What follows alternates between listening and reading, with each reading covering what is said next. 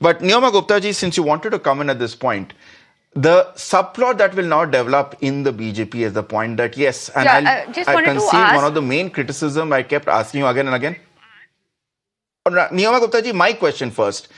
Who will be the next chief minister candidate from the BJP? It's a cliched question, but it matters here because for the last 10 years, the BJP has not been able to put forward a consistent face who can be seen as the head of the BJP unit here.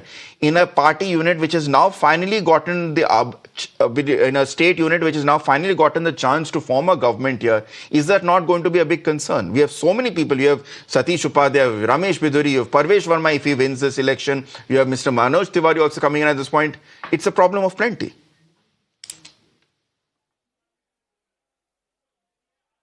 So, hi. So basically, we'll have a very good face for the people of Delhi and a person who's going to rule the government from his brain and from his heart, or from her brain and heart. And as you've seen, the face doesn't matter. You've seen in the face of Mr. Kejriwal's situation. I mean, he was a face which has been the biggest negative to the Aam Aadmi Party because of his constant lies and deceit. His projection was pretty obvious with the intention with which he's walked forward.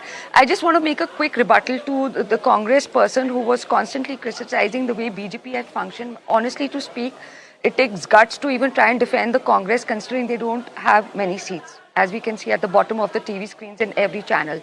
Lastly, when it came to the Aam Aadmi Party spokesperson, I think he made an accusation that Congress and Delhi, Congress and BJP are together, if I'm not mistaken. Am I right?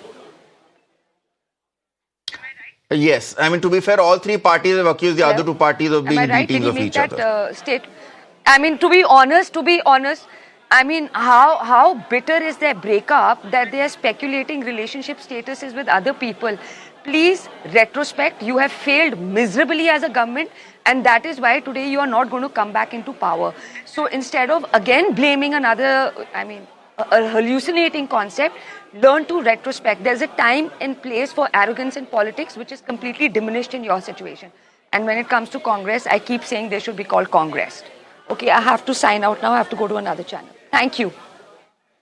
All right, Neoma ji, thank you so much for joining us at this point. Garima ji, I'll let you respond to that.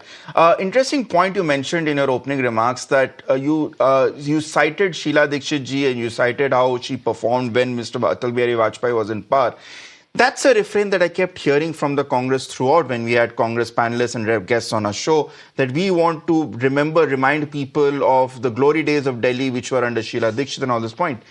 Did that not backfire? Because at the end of the day, not only has it been, and with all due respect to Sheila Dikshit ji, she was a fantastic leader, fantastic chief minister. All my co-panelists will agree with that.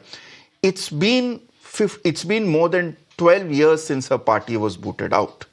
And since then, it felt almost as if the Congress was trying to put Sheila Dikshit ji as a chief minister candidate because it did not have any new ideas, did not have any new visions or any new suggestions of its own. Would you say that perhaps is something which has cost the Congress party even more?